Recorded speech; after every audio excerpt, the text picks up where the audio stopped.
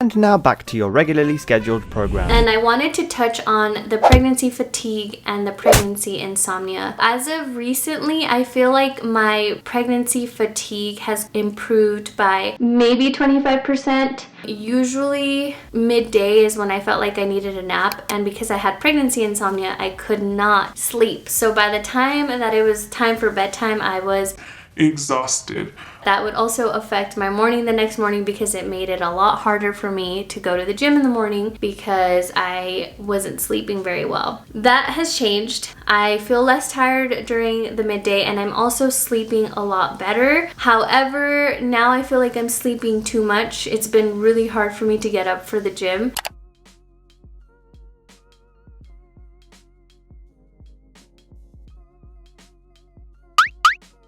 I was beating myself up about it for a little bit, almost like I'm not doing everything in my power to prioritize my health and my baby's health because I wasn't going to the gym. But I think that I am doing what I need to do because my body's asking me for more rest.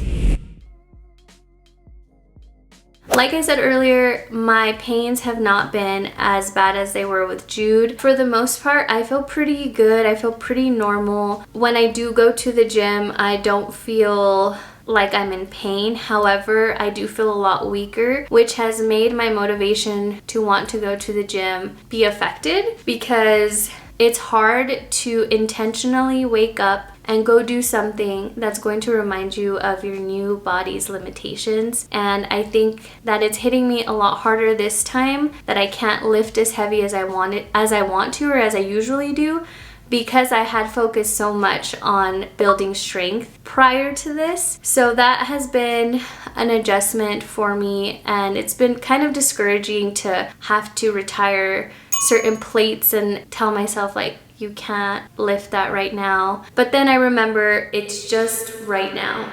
This is temporary. My body is doing other heavy lifting in different ways, and when the time is right, I can move back into that space where I can focus on building my strength back up. But for right now, that's not what the goal is, and I need to be okay with that.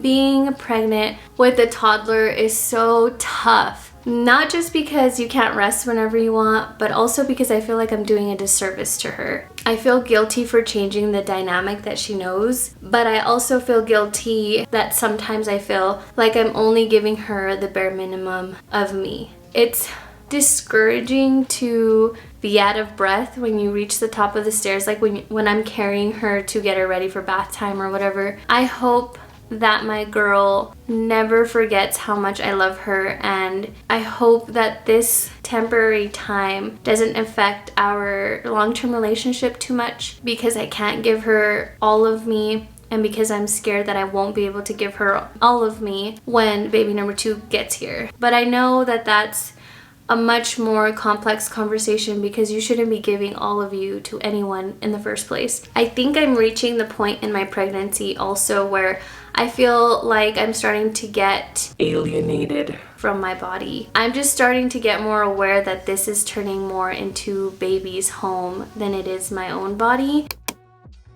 It's almost like I don't realize how lucky I am to be able-bodied until I get pregnant. I have my days. There's lots of days when I'm not pregnant that I'm like, God, I'm so thankful that I can get up and do this and play with my daughter. But when you're pregnant and you have no other way to change that, I feel like it hits you so much harder, and that's what I'm dealing with right now. 2 more big things that I feel like are affecting my mental health during this pregnancy is losing my job and trying to make social media work for us, for my family, because I feel like it's so much different making content when you're making it after your 9 to 5 to making content because you want it to become a stream of income for you and your family and to help you support you. I never want to get into that place where I'm just making content to try to monetize it, because I think that's when content starts to look different and look inauthentic, and I never want to do that. But it's hard to do that when you almost feel like you need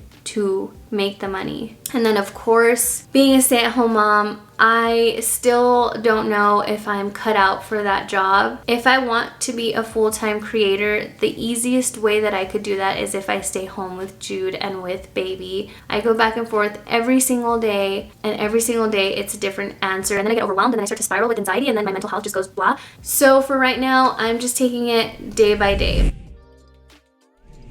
For as far as the anatomy scan, I couldn't film anything. but everything seemed normal. There was no concerns. Baby looks good. He looks healthy. He's still a boy. They were not able to get pictures of his heart the way that they wanted because of the way that he was positioned. So I do have to go back and basically do another scan again. This time I started with a transvaginal ultrasound, which I was not expecting because that is not the experience that I had with Jude for my 20-week anatomy scan. I only had a transvaginal ultrasound at the beginning, and for this pregnancy, for some reason, not for some reason, but I had to start with the transvaginal ultrasound because they wanted to measure my cervix and my placenta. And then we went to just an abdominal ultrasound to check out baby and to make sure everything looked good. For right now, me and baby are good, and I think we're going to stay healthy, and I'm really grateful for that. 20 weeks with the baby boy.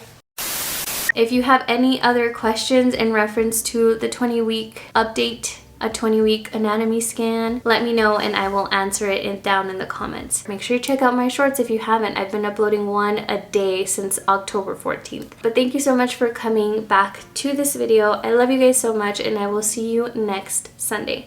Bye!